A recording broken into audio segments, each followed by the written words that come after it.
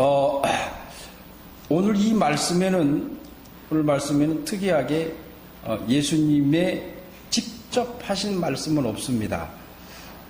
침례 요한이 그 제자들과 더불어 이렇게 대화를 나누고 또 침례 요한의 그 일생일대의 최고의 명언을 한마디 했죠. 그게 30절에 그는 흥해이겼고 나는 쇠하리라고 하시는 이 이야기를, 이 명언을 한 내용입니다.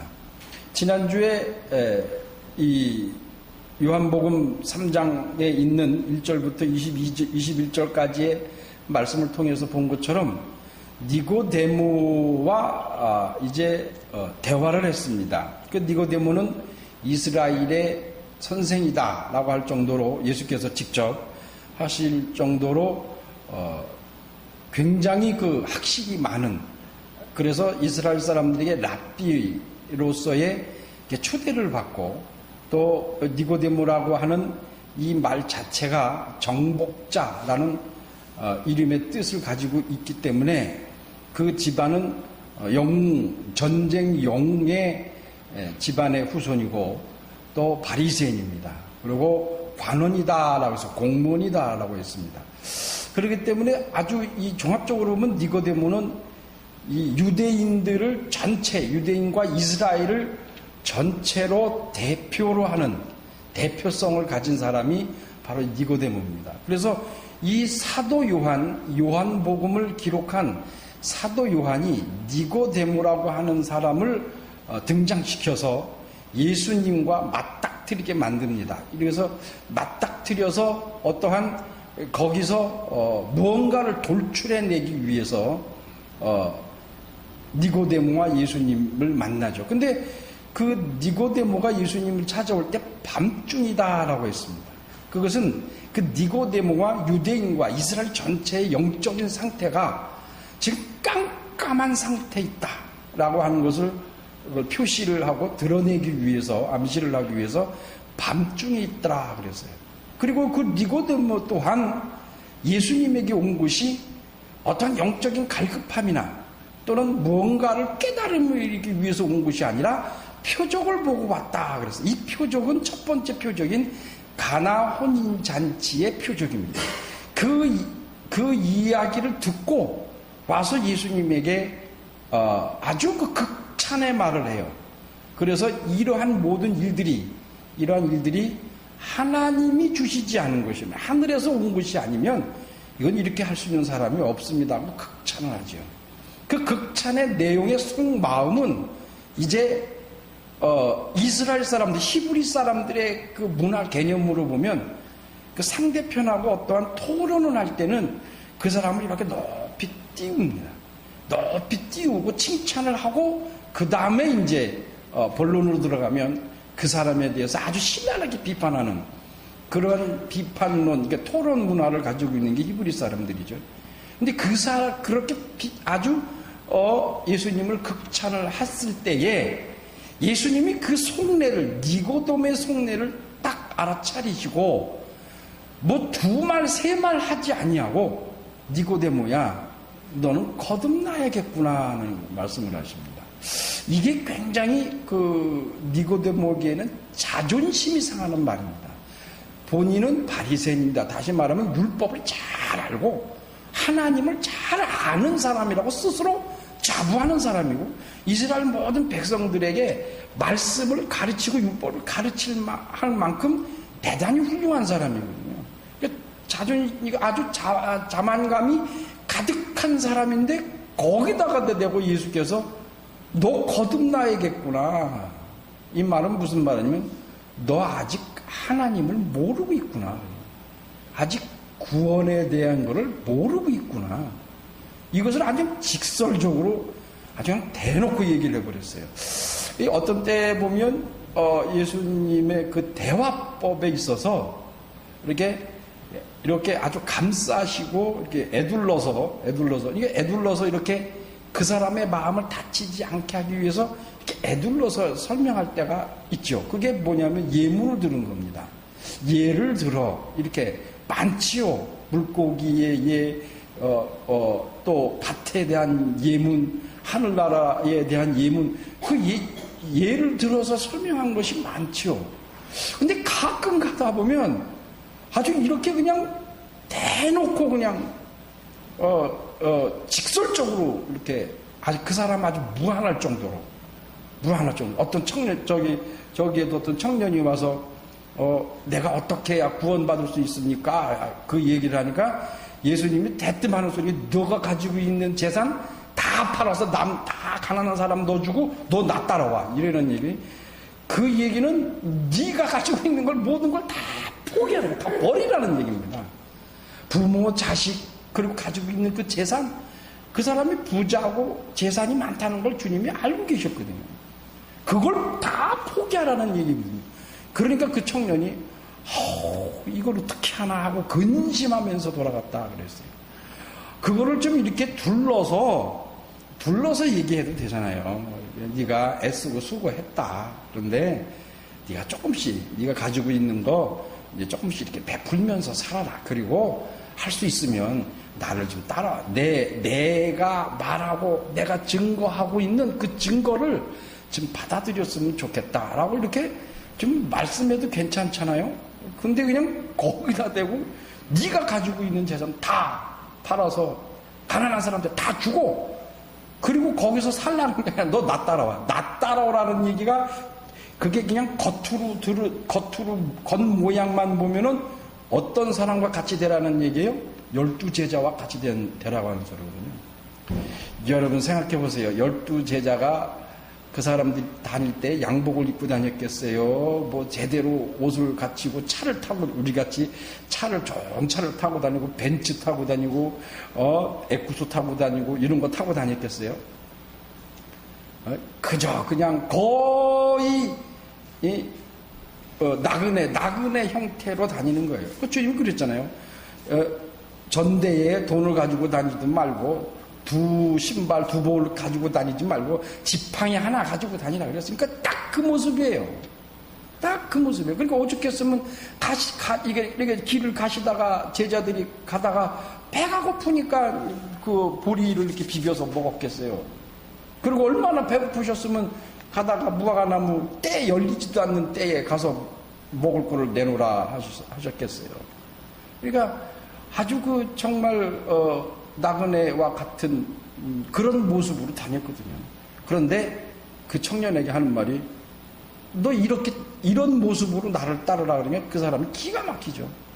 온 비단 옷에 좋은 옷을 잘 입고 다니던 사람이 대부분에 그렇게 노숙자처럼 하라고 다니니까 이게 말이 안 되는 얘기예요. 근데 예수님은 직접 그렇게 하셨어요. 니고데모에게도 말하는 게, 너는 그것도 모르냐 그랬어요. 이스라엘의 선생님이면서 너는 거듭나야 된다라고 하는 그 의미도 몰랐더냐 하고, 물과 성령으로 거듭나야 된다. 그래야 하늘나라를 볼 수 있고 그래야 하나님의 나라로 들어갈 수 있다라고. 그러니까 예수님이 가지고 계신, 우리에게 설명하고 있는 하늘나라에 대한 그분의 성향은 일단 먼저 봐야 돼요. 바라봐야 돼요. 그러니까 모세가 이렇게 장대로 뱀을 들어 올린 것처럼 인자도 들려 올리라 하고 이자님 말씀하셨잖아요. 그러니까 먼저 이렇게 바라봐야 돼요. 하늘나라를 봐야 돼요. 그러니까 모세가 애굽의 금은 보화보다도 하늘나라 그 상급을 받는 것을 바라봤다. 그래서 눈으로 봤다 이 소리예요. 하늘나라는 먼저 봐야 한다. 그게 거듭나야 한다. 그래야 그 다음에 성령으로 거듭나야, 그래야 하늘나라에 들어갈 수 있다. 그러니까 우리가 예수께서 먼저 첫 번째 그 가나 혼인 잔치의 표적을 봤을 때 잘 보라는 얘기입니다.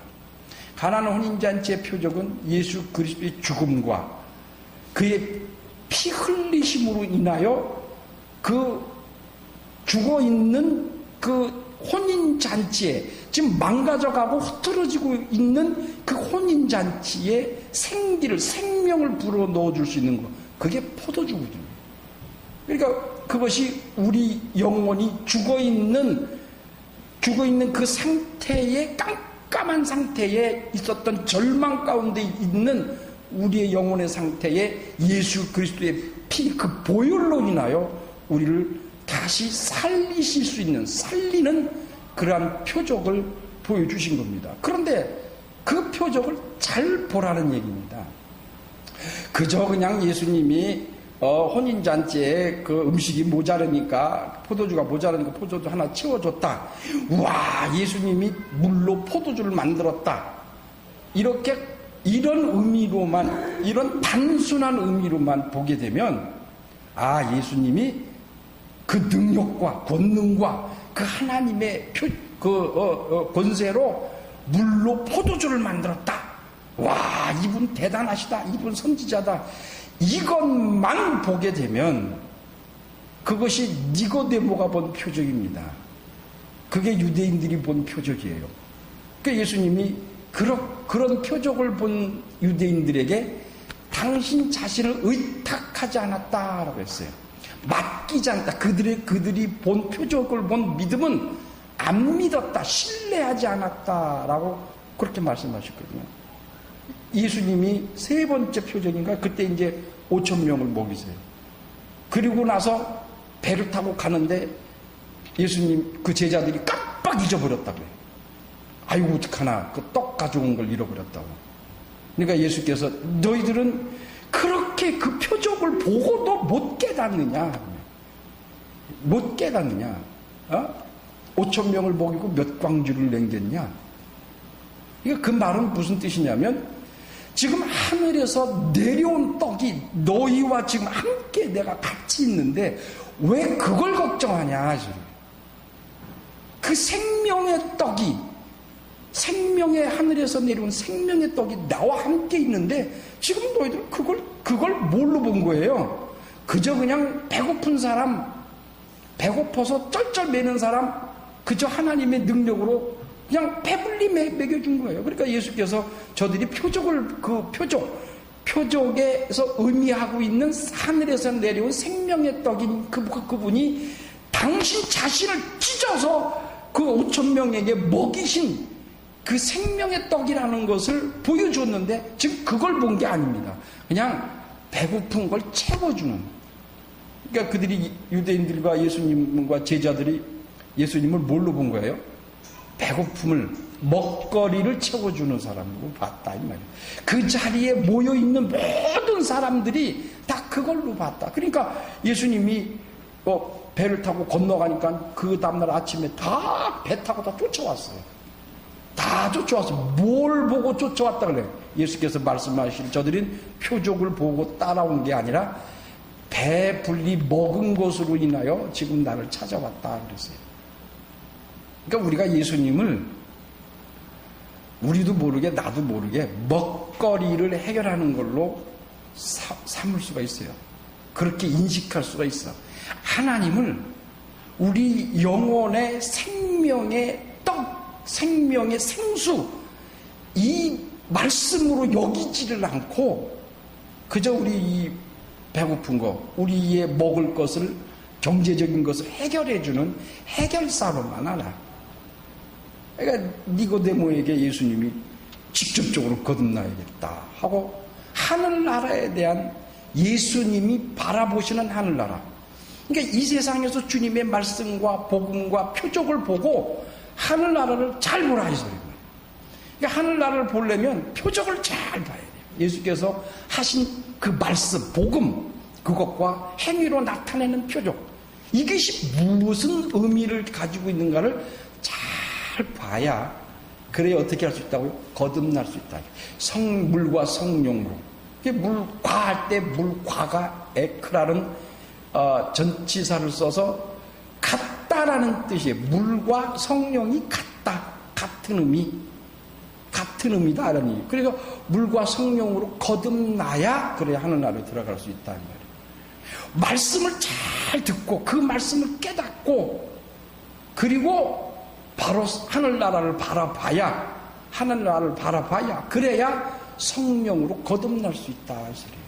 그러니까 우리의 신앙과 우리의 믿음은 잘 들어야 돼요. 그리고 잘 깨달아야 돼. 그리고 그걸 체험해야 돼요. 그리고 성령으로 거듭나야 하늘나라에 갈 수 있다. 이것이 예수님의 하늘나라에 대한 성향입니다. 이 말씀을 하시고 바로 그 후에, 이후에 22절을 보시면, 이후에 예수께서 제자들과 유대 땅으로 가서 거기 함께 유하시며 침례를 주시더라 그랬어요. 그러니까 이후에라고 하는 말은 연속성을 말합니다. 이후에 어떤 몇 날을 지난 게 아니라 바로 그 이후에, 바로 니고데모하고의 그 대화 이후 바로 어디로 가셨느냐면 유대 땅으로 갔다라고 했어요. 그러니까 갈릴리에서 침례를 받으시고, 그리고 제자들과 함께 그 5명의 제자죠, 가나온인 잔치에서 만났던 그 5명의 제자와 어디로 오신 거예요? 유대 땅으로 오신 거예요. 근데 유대 땅에 어디에 있었냐면 23절에 보면 유대 땅에 왔다, 거기서 침례를 주었다 그랬는데 23절에 합독하겠습니다. 시작.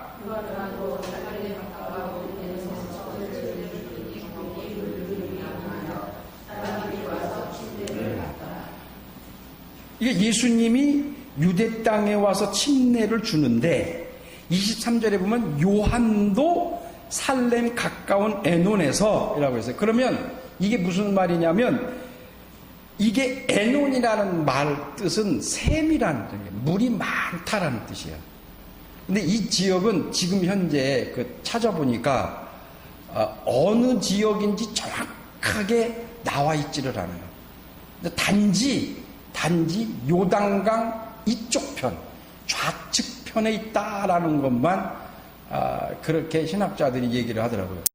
그러냐면 26절에 보면 저희가 요한에게 이르되 랍비어 선생님과 함께 요단강 저편 그랬어요.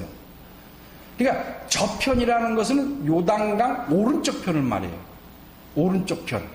그리고 지금 이 에논이라고 하는 곳은 요단강 좌측편, 유대 쪽에 가까운 곳에 있어요. 그러니까 대충 짐작을 해보면 사마리아 땅과 예루살렘 중간 정도에 있지 않나 싶어요. 그러니까 예루살렘이 있고 이 에논 땅이 어딘가에 있고, 그 다음 더 가면은 뭐가 있냐면 사마리아가 있고, 그리고 사마리아에서 조금 더 가면 뭐가 있어요? 나사렛이 있어요. 나사렛에서 조금 더 내려가면 뭐가 있어요? 가나가 있어요. 가나에서 조금 더 내려가면 뭐가 있어요? 요단강이 있는 거예요. 그렇게 돼 있어요. 정확하게 지금 현재 이 에논이 어느 지역이라는 건 확실히 모르고, 대충 신학자들의 얘기로는 예루살렘과 사마리아와 중간에 있어요. 왜 그러냐면 여기서 침례를 예수님이 주시다가 어디로 갔냐면 사마리아로 가셨거든요. 다시 요단강 쪽으로 내려가시다가 사마리아에 들려서 소가성 여인 사마리아 여인을 만나는 장면이 4장에서 나옵니다. 근데 예수께서 유대 땅에서 침례를 주는데 살렘 가까운 에논 땅이라고 그랬어요. 그러니까 이게 무슨 소리냐면 예수님이 침례 주시던 곳과 요한이 침례 주던 그 에논이라고 하는 땅이 가까운 곳이에요. 그러니까 쉽게 얘기하면 이 얘기를 들어보면 지금 우리가 여기서 예수님이 여기 계시다면 침례 요한이 어디 있는 정도냐면 저기 안양역 정도의 거리, 아주 가까운 곳에서 침례를 주고 계셨어요. 그러니까 동시간에. 근데 이 3복음서, 공감복음서에는 이 사건이 날짜가 차이가 나요.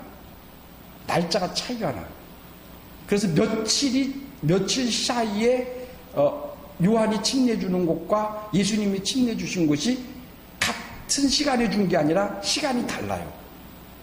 그런데 이 요한은 같은 시간에 그리고 아주 가까운 장소에서 침례를 줬다라고 이렇게 등장을 시킵니다. 이게 이유가 있습니다. 요한이 왜 이렇게 했는지를 이제 우리가 살펴보도록 하겠습니다. 왜 요한이라고 침례 요한이 아니라 사도 요한이 이것을 누가복음이나 마태, 마가복음하고 달리 같은 시간, 같은 같은 장소, 가까운 장소에다가 배치해 놓고 왜 이 사건을 여기다가 다뤘는지가 이제 그 사도 요한, 저자 사도 요한의 의도가 있어요. 왜 이렇게 했는지.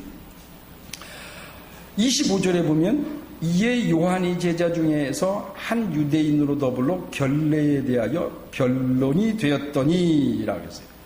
변론이 되었더라. 여기서 결례라고 하는 것은 정결의식을 말해요. 정결의식. 정결의식이라고 하는 것은 바로 이 침례의식을 가지고 침례의식 또는 침례 예식에 대하여 설명하는 겁니다. 그러니까 이 결례 곧 침례의식에 대하여 뭘 했다고 그랬어요? 변론이 이루어졌다라고 했거든요.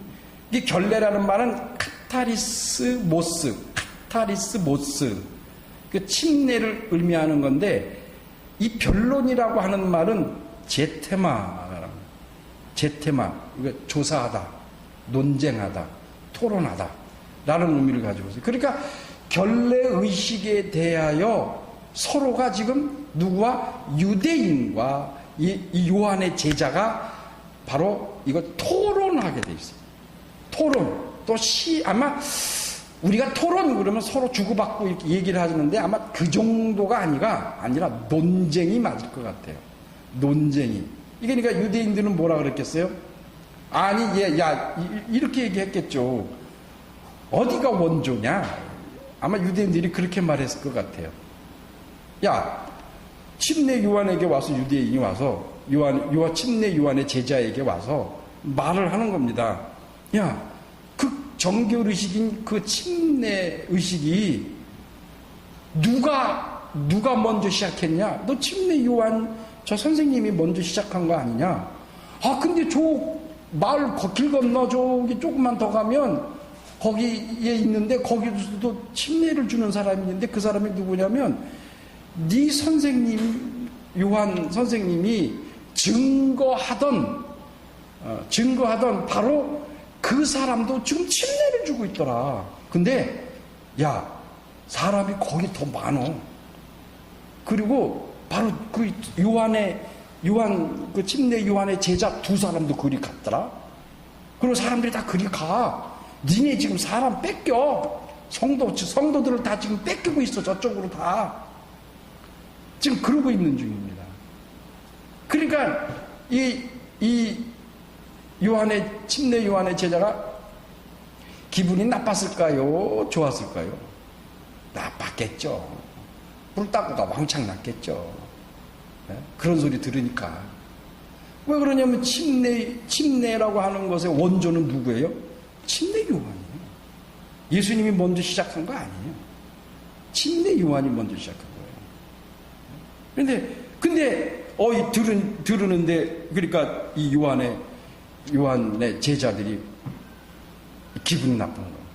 그래서 요한에게 쫓아갑니다. 요한에 쫓아가서 26절 시작.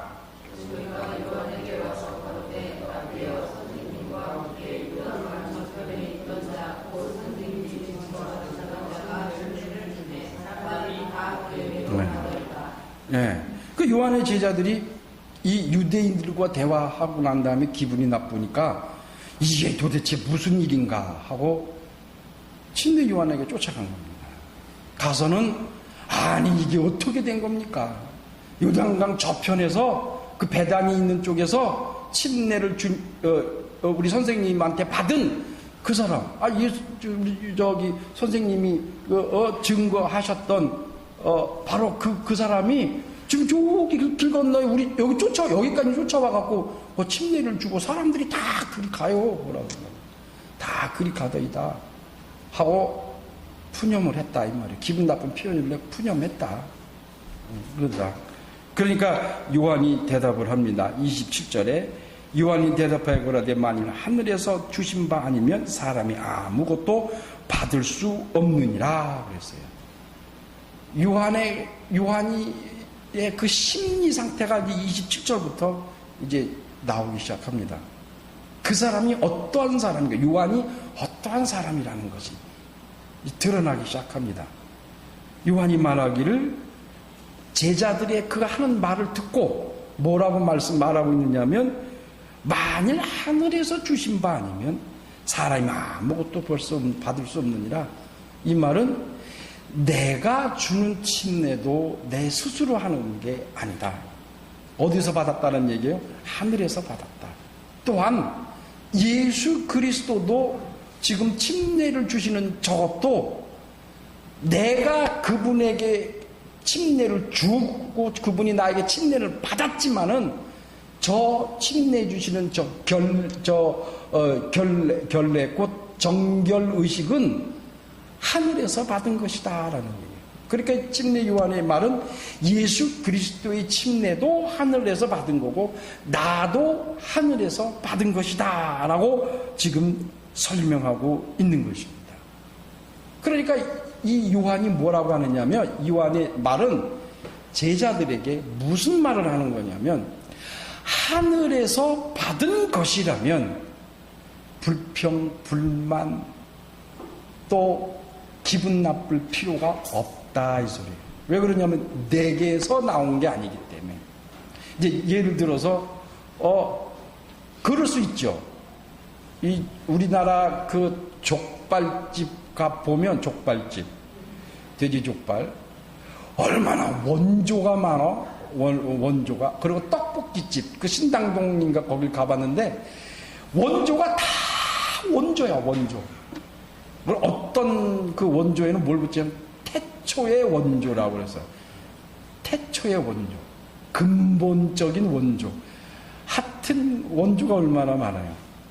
그러니까 이게 무슨 소리냐면, 예수님이 제자들 자기들이 원조다 이거에 먼저 시작했으니까. 근데 저 지점이 더 많이 사람들이 가더라. 이거 기분 나쁘다 이 소리예요. 그러니까 말씀하시는 거예요. 그래, 그것이 내가 원조라고 생각하면, 내게서 나온 거라면, 내가 시작한 거라면, 내게서 나온 거라면 내가 원조고 내가 기분 나쁠 수 있다.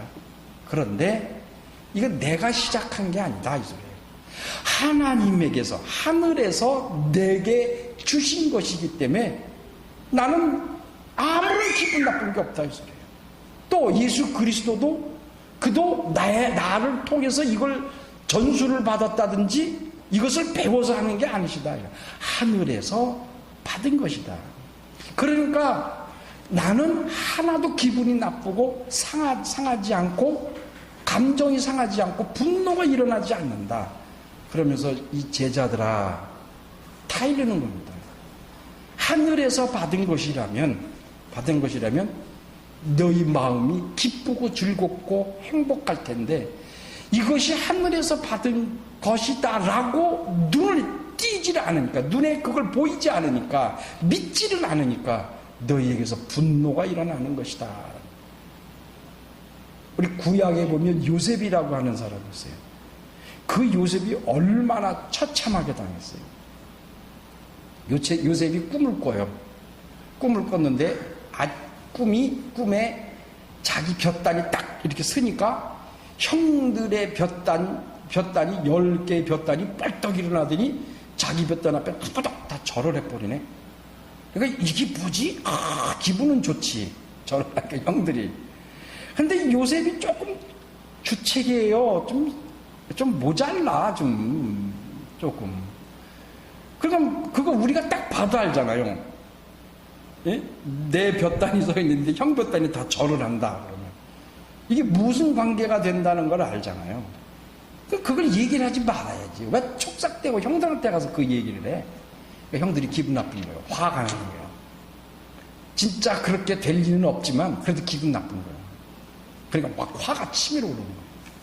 그래서 형들이 요셉을 어떻게 했어요? 팔아서 우물가에 넣었다가 어쩌고저쩌고 르우벤과 유다에 어쩌고저쩌고 해서 간신히 죽을 걸로 살려갖고 살아서 팔았죠.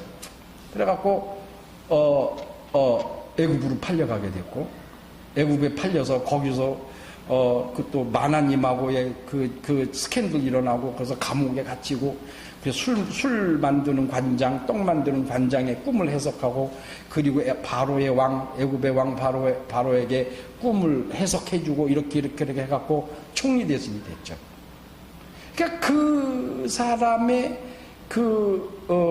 운명은 정말 그 참 어렵고 힘든 과정을 다 겪었어요. 그 어린 나이에 팔려가고 노예 생활을 하고 그 다음에 누명을 시움을 당하고 감옥에 갇히고 그게 얼마나 참 어렵고 힘든 생활을 했어요. 그러면 그 속에 뭐가 있겠어요, 여기? 이 가슴 속에 뭘 있겠어요? 우리나라 이런 영화 같은 거 보면 이런 게 어려움을 괜히 그냥 가만히 있는 사람을 어렵게 만들면 여기 복수심이 일어나죠. 내가 네 가만 두기만 해봐라. 내가 두고 보자. 우리나라에 두고 보자라는 사람 말 하나 안 무섭다 그러는데 사실은 하나도 안 무서워. 두고 보자는 사람. 근데 요셉도 속으로 그러지. 두고 보자 이런 말. 왜냐면 이제 총리가 됐으니까. 애굽에서 애굽의 두 번째 치리자라면 전 세계, 그 시대의 전 세계 두 번째입니다. 그러니까 사실은 실질적인 권한을 다 가진 사람이에요. 그 형제들 하나 10명 때려 죽이는 거는 뭐 유도 아니에요. 표시도 안 나고. 죄도 안 되고, 그 정도는. 근데 이제 하나님께서 요셉에게 가뭄이 들 거다. 라고 해서 그 방법, 살 수 있는 방법을 가르쳐주죠. 근데 그 중간쯤, 가뭄의 중간쯤 되니까 그 가나안 땅에서 있던 그 요셉의 형이 야곱이죠. 야곱과 그 집안이 이제 먹을 것이 떨어진 거예요. 그래서 어떻게 했어요? 야곱이 베냐민만 남겨두고 나머지를 다 이제 애굽으로 보내서 먹을 것을 사오라고 이렇게 보냈죠. 그 요셉이 그 얘기를 듣고 그들을 만나죠. 그들을 만났을 때에 그 형제들이 요셉에게 큰 절을 합니다. 왜 그러면 총대신이니까. 그리고 이 사람이 요셉인지 모르니까. 요셉, 우리 창세기 42장을 한번 보세요. 창세기 42장. 창세기 42장 6절.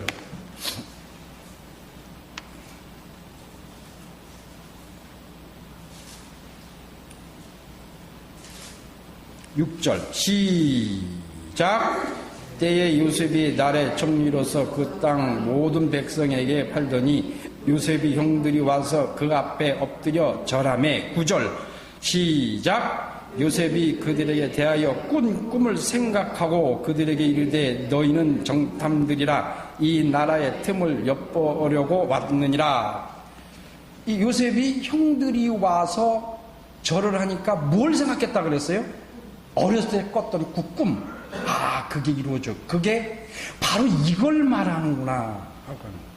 그러고서는 이제 요셉이 그 형들을 시험을 합니다. 그래서 너는 정탐꾼이다.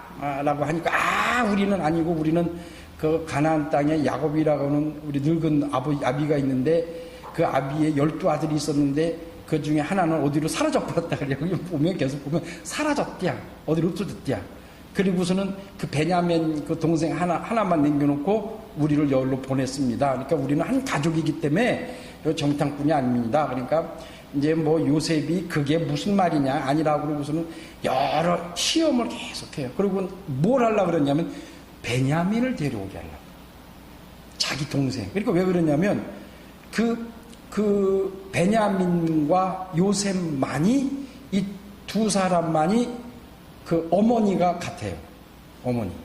누구죠? 라헬이 낳은 두 아들이 베냐민과 요셉이에요. 그러니까 사실은 형들이지만 이복 형들이거든요. 그러니까 내 친동생 베냐민 데리고 오라. 그러고서는 거기 그 자리에 루벤인가 유다를 묶어놔요. 하나를 딱 묶어놓고 감옥에 가둬놓고 그럼 너희들이 가서 그럼 정탐꾼이 아니라는 걸 증거하려면 베냐민을 데리고 오라. 그리고 아버지도 데리고 와라. 그러면 내가 그걸 인정하겠다. 그러니까 그들이 말을 해. 그 형제들이 뭐라고 말을 하냐면 거봐라.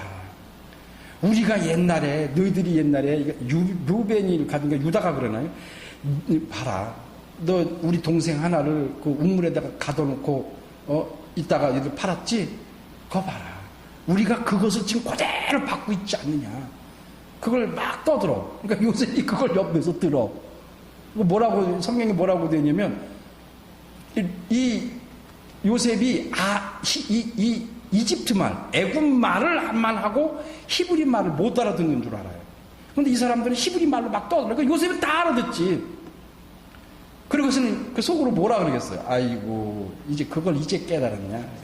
근데 요셉은 하나님께서 그 꿈을 통해서 그 형제들의 집단이 자기 집단에 이게 절을 하는 그 의미를 이제 그걸 깨닫게 하시는 거예요. 그 형제들이 와서 절을 할 때 그 꿈이 생각났다 그랬어요. 아, 맞구나. 그리고 뭐라고 맨 마지막에 뭐라고 고백하냐면 창세기 45장 7절을 한번 다 같이 합독하겠습니다. 시작. 하나님이 그 구원 당신들의 생명을 보존하고 당신들의 후손을 세상에 두시려고 나를 당신들 앞에 보내셨나이다. 그런즉 8절 시작. 그런즉 나를 이로 보낸 자는 당신들이 아니요 하나님이시라. 하나님이 나로 바로의 삐를 삼으시며 그 온 집에 주를 삼으시며 애굽 온 땅에 치리자를 삼으셨나이다. 이 뭐라 그랬어요? 요셉이 이 고백하는 이게 무슨 냐면 요셉이 베냐민을 보고 그 복박치는 가슴, 반갑고 그 사랑스러운 그 마음을 견디다 못해 다 터뜨려 버렸어요. 막 통곡을 했다 그랬어요. 그 45장 1절에 보면 요셉이 시종하는 자들 앞에 그 정을 억제하지 못하여 소리질러 모든 사람을 자기에서 물러가라 하게 하고 그 형제에게 자기를 알리니 때에 그와 함께한 자가 없더라. 요셉이 방성대곡하니 애굽 사람들이 들으며 바로의 궁중에 들리더라 그랬어요. 왜 그랬느냐면 그 바로 앞절에 44장 31절에 보면 아비가 아이의 없음을 보고 죽으리니 이같이 되면 종들이 주의 종 우리 아비의 흰머리를 슬피 울며 내려가게 하옵나이다. 주의 종이 내 아비의 아이를 담보하기를 내가 이를 아버지께로 데리고 돌아오지 아니하면 영영 아버지께 죄를 지리이다 하셨나이다. 청컨대 주의 종으로 아이를 대신하여 있어서 주의 종이 되게 하시고 아이는 형제와 함께 올려보내셔서 내가 어찌 아비와 함께 하지 아니하고 내 아비에게 올라갈 수 있으리까 두렵건대 제 해가 내 아비에게 미침일 보이다. 이 말은 뭐냐면 이게 지금 루벤이 하는 말이고 유다가 이 형제들이 하는 말이에요. 그 동생 마지막 베냐민 동생을 지금 우리가 만약에 아비에게서 뺏어오면 그 아비는 죽습니다. 야곱은 죽습니다. 그러니까 그렇게 하지 마시고 나만 여기다 두게 하소서. 나를 여기다가 잡아두고 그리고 나를 포로로 하소서. 이렇게 지금 얘기하고 있는 거거든요. 그런데 요셉 그렇게 하고 이제 가서 그 요셉을 아버지와 함께 데리고 옵니다. 아버지와 함께 데리고 오니까 이 요셉을 바라보자마자 아주 그냥 이 가슴 속에 있던 그 억눌렀던 그 감정이 폭발해 버리는 거예요. 그러니까 막 통곡하고 막 울면서 내가 요셉입니다. 내가 요셉입니다. 라고 하니 3절에 보면 45장 3절에 요셉이 형들에게 이르되 나는 요셉이라 나의 아버지께서 아직 살아계시니까 형들이 그 앞에 놀라서 능히 답하지 못하는지라 그랬어요. 요셉이 형들에게 이르되 내게로 가까이 오소서. 그들이 가까이 가니 가로되 나는 당신들이 요셉이니 당신이 애굽에 판 자라. 당신들이 나를 이곳에 팔았으므로 근심하지 마소서. 한탄하지 마소서. 하나님이 생명을 구원하시려고 나를 당신들 앞서 보내셨나이다. 이 땅에 2년 동안 흉년이 들었으나 아직 5년의 기경도 못하고 추수도 못할지니라. 하나님이 그 큰 구원으로 당신들의 생명을 보존하고 또 8절에 그런즉 나를 이리로 보낸 자는 당신들이 아니요 하나님이시니라 하고 했습니다. 자, 이 요셉이 가지고 있었던 자기를 애굽으로 팔아버린 그 형들의 그 안갚음이 그 복수심이 그들이 와서 넙죽 자기 앞에 절할 때에 이게 그 어렸을 때 하나님이 내게 보여주신 꿈이구나. 그 꿈을 생각하고 그렇구나. 이것이 형들이 팔아서 내가 애굽으로 온 것이 아니구나. 하나님이 나를 우리 가족, 아버지와 가족과 우리 모두를 살리시기 위해서 이곳으로 보내신 거구나. 더 큰 뜻이죠. 하나님은 사실은 그 야곱의 가족을 살리신 것만이 목적이 아니죠. 거기서 대국 200만 명이라 하는 큰 민족을 이루게 하셨죠. 그리고 그 민족이 어디로 갔어요? 광야를 통해서 가나안에 가서 이스라엘이라고 하는 나라를 만드셨잖아요. 이게 하나님의 경륜입니다. 요셉이 하나님이 보내신 거구나. 형들이 나를 판 게 아니고 하나님의 경륜과 그 뜻에 의하여 나를 이리로 먼저 보내신 거구나. 그걸 깨달았을 때에 요셉의 마음에 그 가지고 있었던 분노, 그 억울함, 그런 모든 것들이 다 사라져버린다. 그래서 말하기를 당신들 걱정하지 마십시오. 당신들이 보낸 게 아닙니다. 하나님의 경륜이와 하나님의 뜻으로 날 여기 보내신 겁니다. 그러니까 요한이 하는 말이 그 말이에요.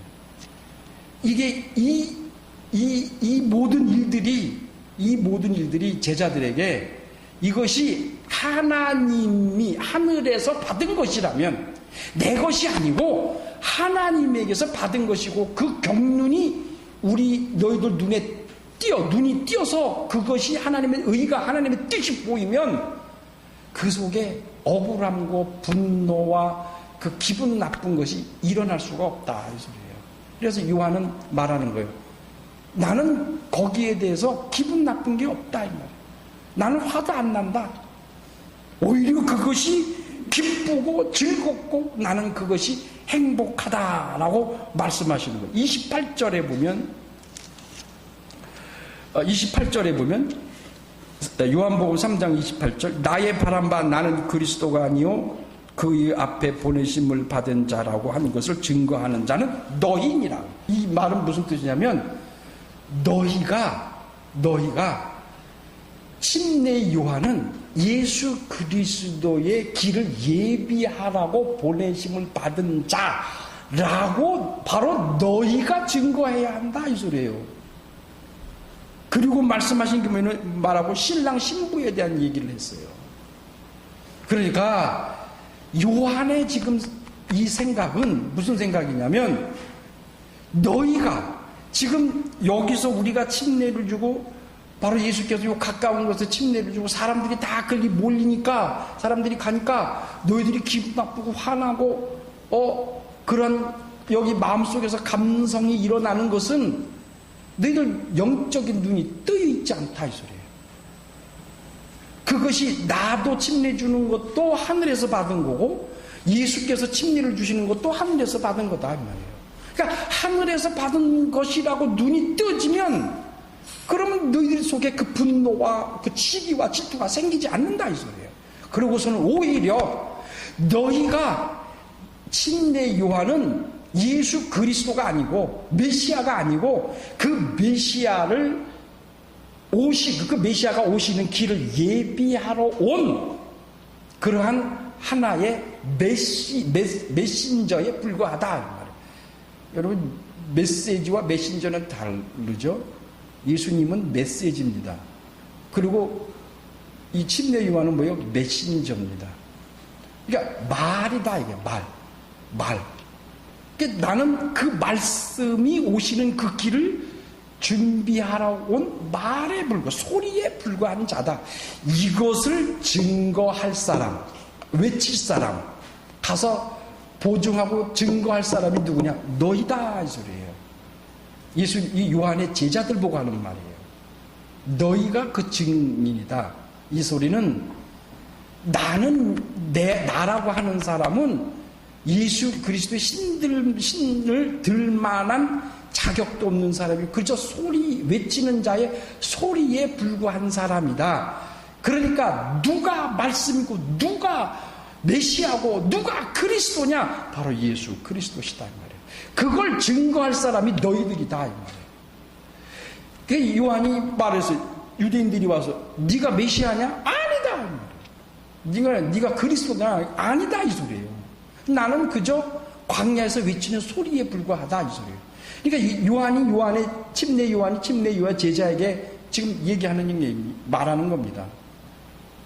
얘기하는 거예요. 그것을 증거할 사람, 침례 요한 나라고 하는 사람은 소리에 불과한 사람에 불과하다. 그러나 정말 내 뒤에 오시는 이 예수 그리스도, 이분이 메시아고 이분이 우리가 그렇게 사모하고 기다렸던 그 하나님의 아들, 우리의 죄를 대속하실 그 메시아시다. 그것을 증거하고 그에게만 앞으로 충성해야 할 사람들이 바로 너희다. 이게 침례 요한에 가지고 있던 성향이에요. 우리가 늘 우리 속에 불만이 있는 것은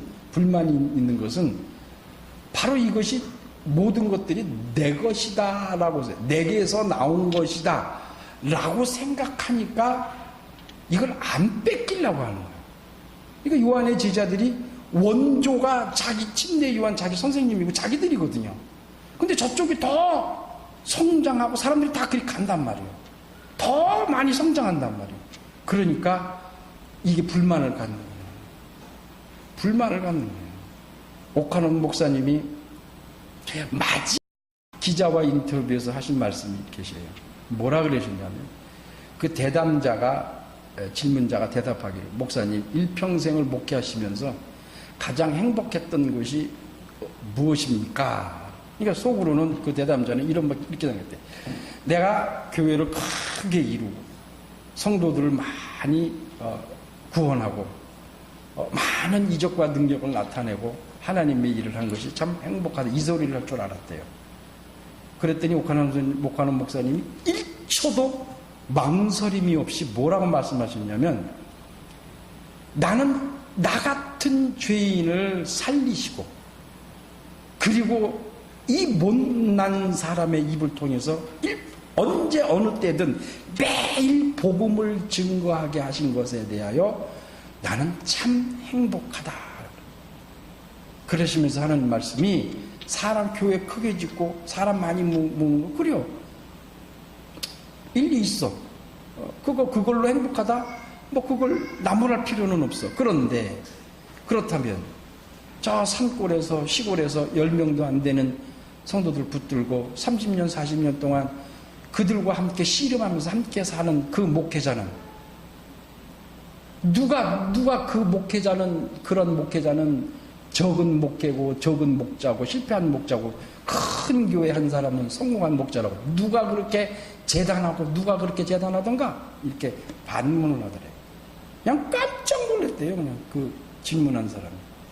그러시면서 오카논 목사님 말씀하신 말씀이 저 시골에서 할머니 할아버지 데리고 목회 30년 40년 하는 사람들이 목회에 실패했다면 십자가에서 그 처참하게 죽으신 예수님은 뭐라고 설명할래나? 이렇게 설명하셨어요.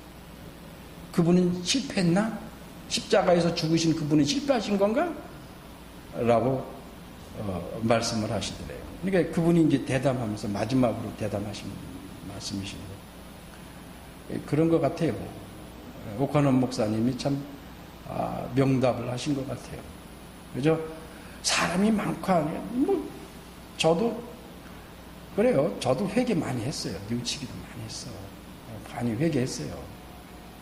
우리가 알다시피 몇만 명의 교회에서 있다가 그게 최고고 그게 최상인 줄 알았어요. 그러니까 최상 입에서 최고다, 우리가 최고고 우리가 최상이다 이렇게 말 나오는 사람은 다 자기가 그게 모든 것이 자기 건 줄 알아. 그러니까 누가 와서 뭐라고 하면 뺏기는 줄 알아요. 침례 요한은 뭐라 그랬습니까? 그 모든 것들이 하늘에서 받은 것이다. 하늘에서 받았고 하나님에게서 받은 것이라고 느껴지면 그 눈이 떠지면 불평불만이 생기지 않습니다. 내 것이 다 뺏겨도. 그래서 요한이 마지막에 하는 말이 그는 흥해야겠고 나는 쇠하리라 하고 하신 말씀이십니다. 우리의 믿음과 우리의 신앙이 어디서부터 왔는가? 우리는 예수 그리스도부터 왔어요. 내 삶의 자체가, 내 생명 자체가 예수 그리스도로부터 온 것입니다. 그러니까 내 것이 아니에요. 하나님이 나를 이렇게 쓰던 저렇게 쓰던 그 쓰임에 할렐루야 감사하는 여러분 되시길 예수 이름으로 축원합니다. 기도하겠습니다.